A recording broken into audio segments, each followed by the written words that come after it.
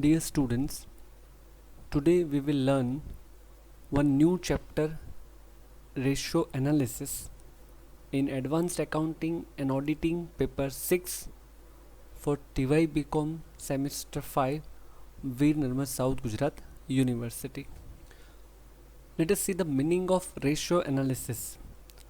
Ratio analysis is the process of identifying the financial strengths and weaknesses of the enterprise by logically establishing relationship between two items or group of items having mutual cause and effect relationship of balance sheet or income statement or both, and interpreting the results thereof in order to derive meaningful conclusions.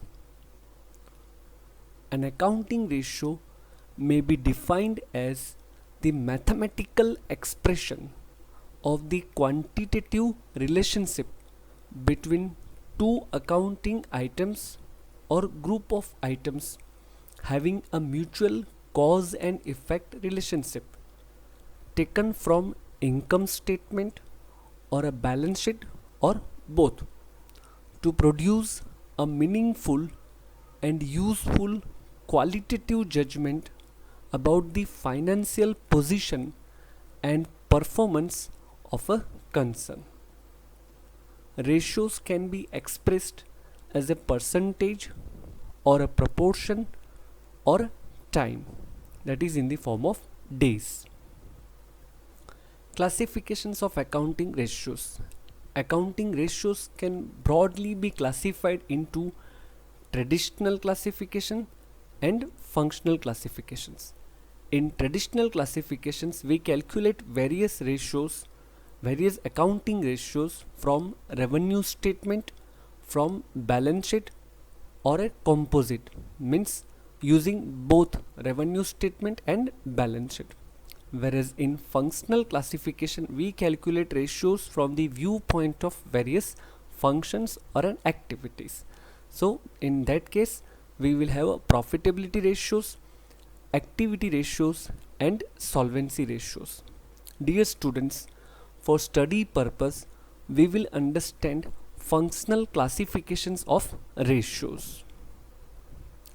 Here is the functional classification of ratios. First is profitability ratios. Profitability ratios can be studied from the viewpoint of sales and from the viewpoint of investments. First, from the viewpoint of sales, our profitability ratios will be: first one, gross profit ratios, operating ratio, net profit ratio, and expenses ratio.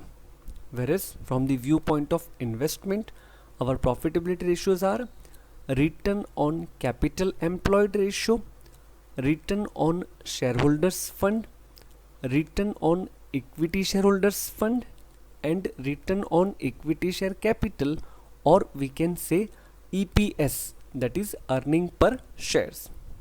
Now second is activity ratios.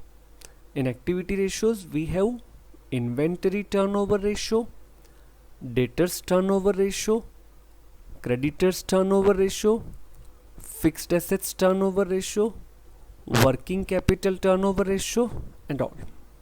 Whereas in solvency ratios, we have long-term solvency ratios and short-term solvency ratio of the enterprise.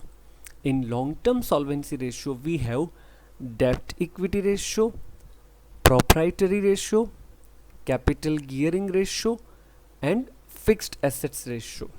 Whereas in short-term solvency ratios, we have current ratios, liquidity ratio, and interest coverage ratio. Dear students, these three are the functional classifications of ratios. Now, one by one, we will understand all these ratios and we will see how to calculate these ratios by using mathematical formulas. First, we will see profitability ratios based on sales. Our first ratio is gross profit ratio. In short, we can call GPR. And our formula for calculating gross profit ratio is gross profit divided by net sales multiplied by 100. My dear students, here gross profit will be derived from trading account and net sales also from trading account. Here one must remember, higher the ratio, better the position. Means higher gross profit ratio is favorable for the concern. Now the second is net profit ratio. In short, we can call net NPR, and our formula is net profit after tax divided by net sales multiplied by 100. My dear students, here net profit after tax will arrive from profit and loss account, and net sales will be from trading account. How to calculate net profit after tax? So our formula for net profit after tax will be net profit before interest and tax. Normally we call it as an EBIT minus interest. Here interest is for long term debts, that is for bank loan, public deposits or a debenture, minus corporate tax. We will get net profit after tax. Remember, for these two ratios, higher the ratio, better the position for a concern. Now our third ratio is operating ratio, and our formula for operating ratio is cost of goods sold plus operating expenses divided by net sales multiplied by 100. My dear students, cost of goods sold, we know cost of goods sold, and our formula for cost of goods sold is opening stock plus purchase of goods plus purchase expense minus closing stock. This is our formula for cost of goods sold, or you can say cost of goods sold is equal to sales minus gross profit.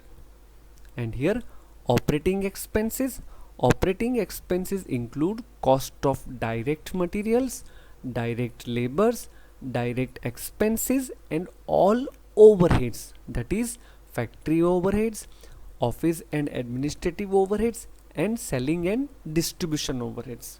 But my dear students, please remember, financial charges such as interest on loan or debentures, provision for taxation, etc.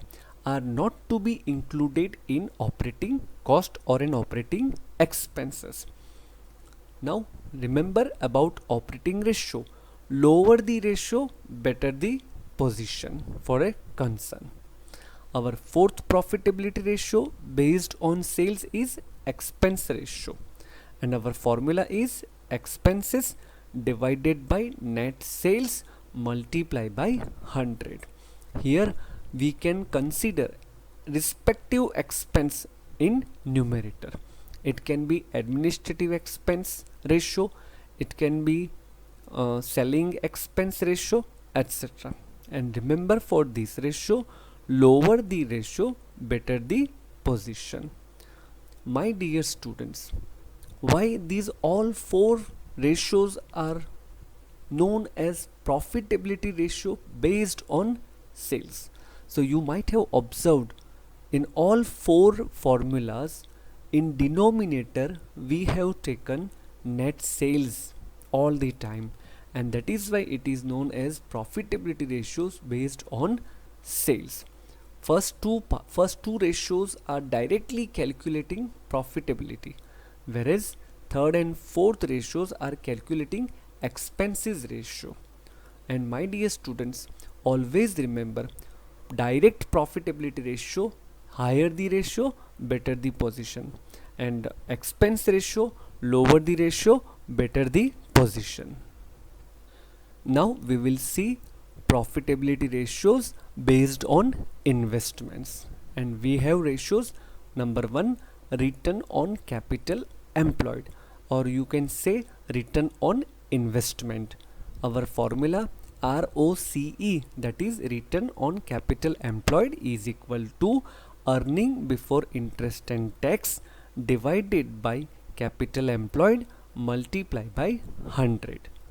Our second profitability ratio based on investment is return on shareholders fund, and our formula is ROSF is equal to EAT, that is earning after tax, or you can say net profit after tax, divided by shareholders fund multiplied by 100.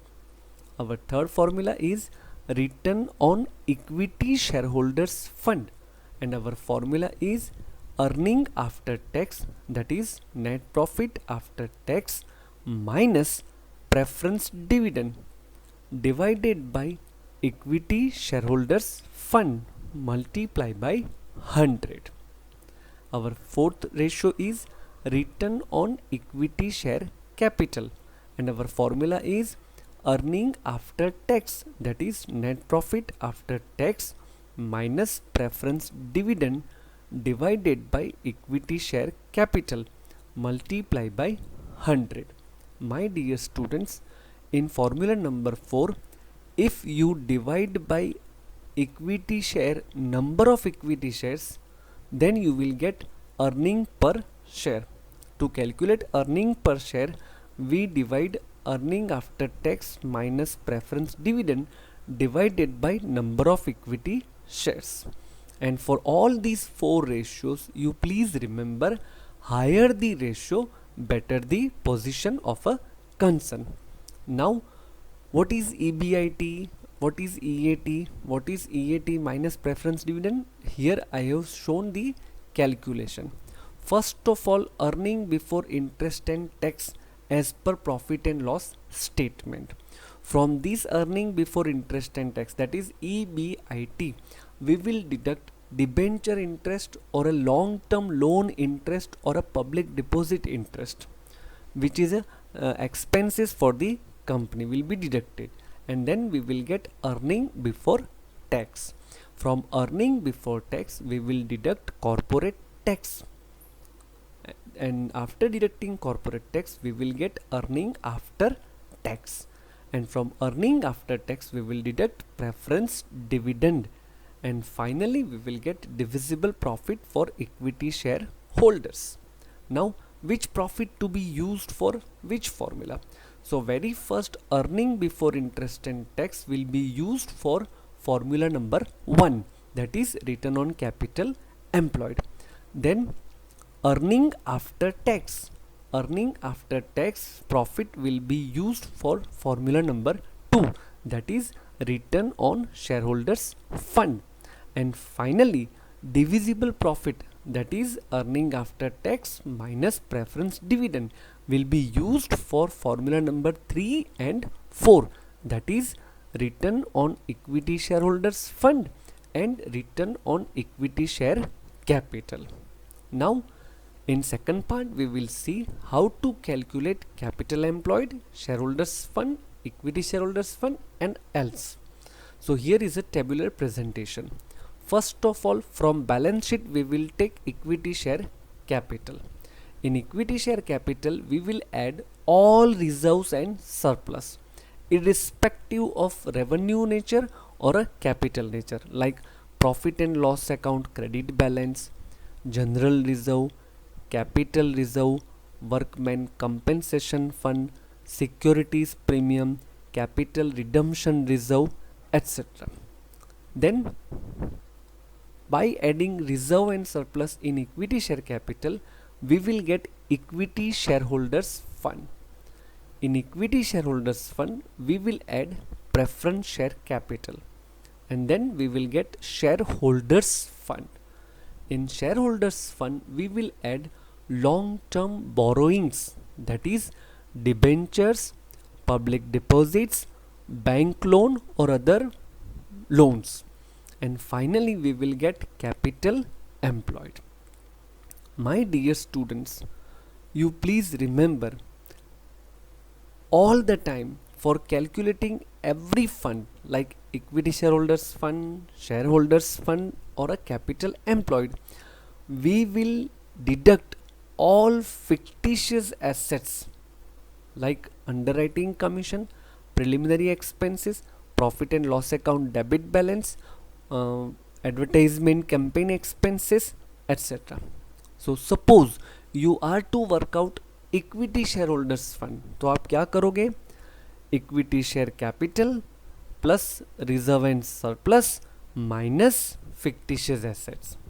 And for share holders fund, equity share capital plus reserve and surplus plus preference share capital minus fictitious assets. And for capital employed, equity share capital plus reserve and surplus plus preference share capital plus long term borrowings minus fictitious assets.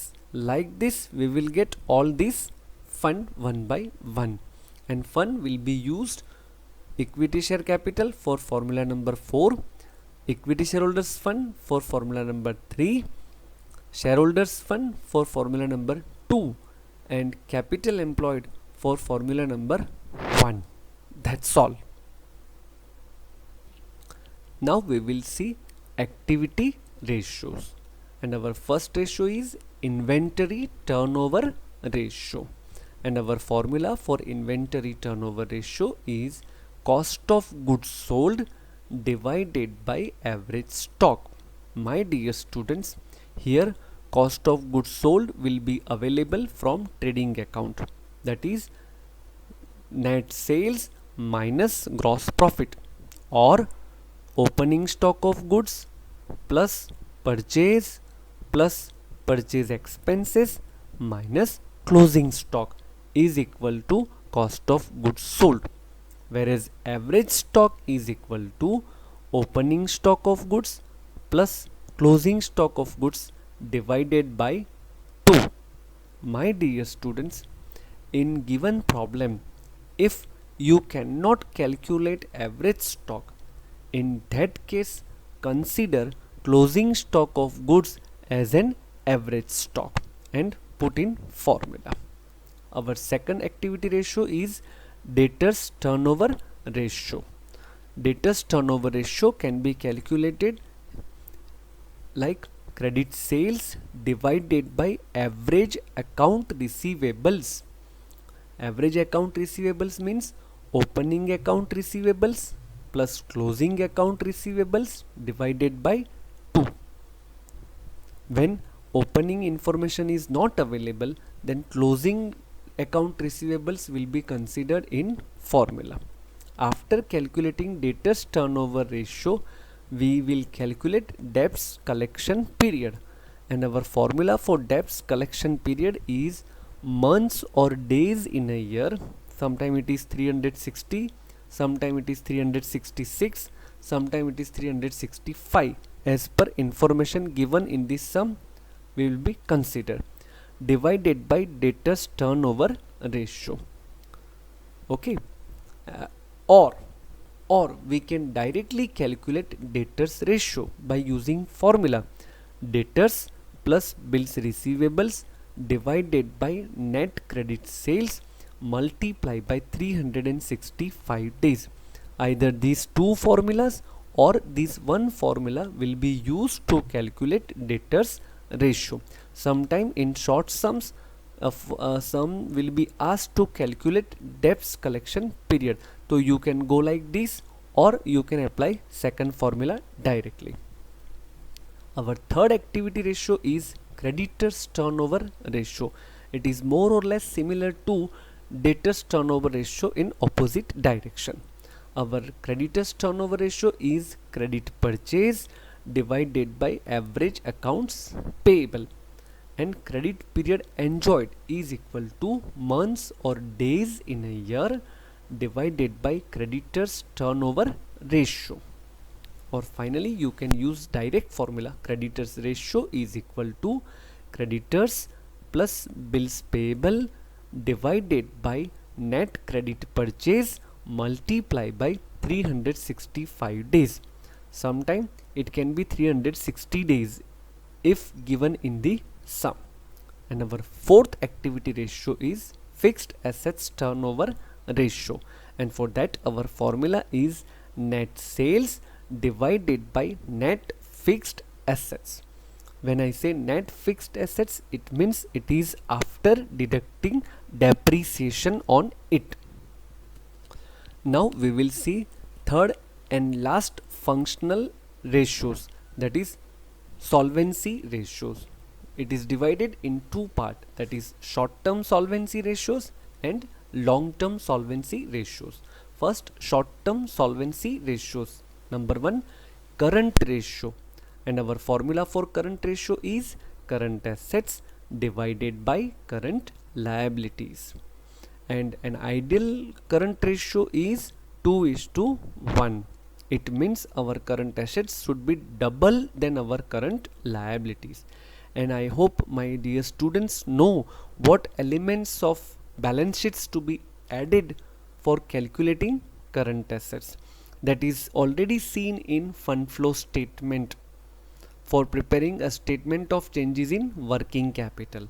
So current assets will include cash and bank balance, debtors, bills receivable, stock, prepaid expenses, spare parts, loose tools, etc.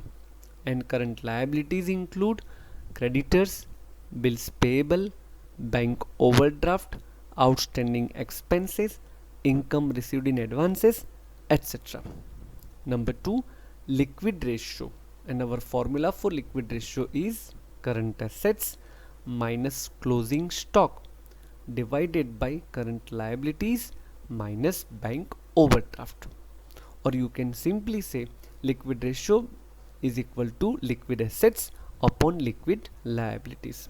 So please students, here you understand the difference between current ratio and liquid ratio.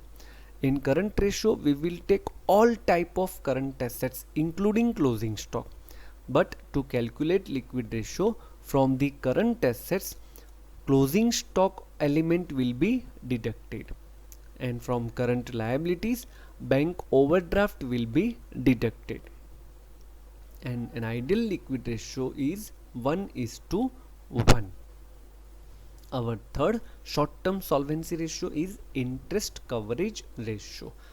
It means whether our company or our concern is capable for payment of long term loans interest or not.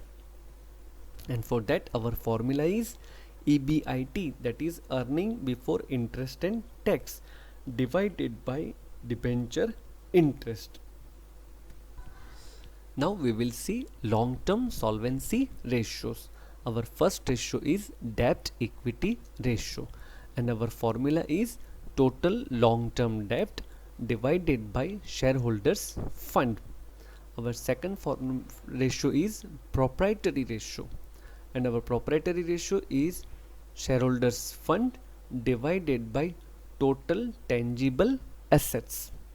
And third ratio is gearing ratio. Normally it is known as capital gearing ratio, and our formula is long term loans plus preference capital divided by equity share capital. My dear students, here in these three formulas I have not multiplied by 100. So if you don't multiply by 100, you will get ratio in proportion, and if you multiply by 100, you will get ratio in percentage. Okay, so my dear students, I hope you understood the calculation of all these ratios using financial data from income statement, that is trading and profit and loss account, and a balance sheet. Thank you very much for watching this video lecture. Very soon we will meet with problems and its solution in ratio analysis in new lecture. Thank you very much.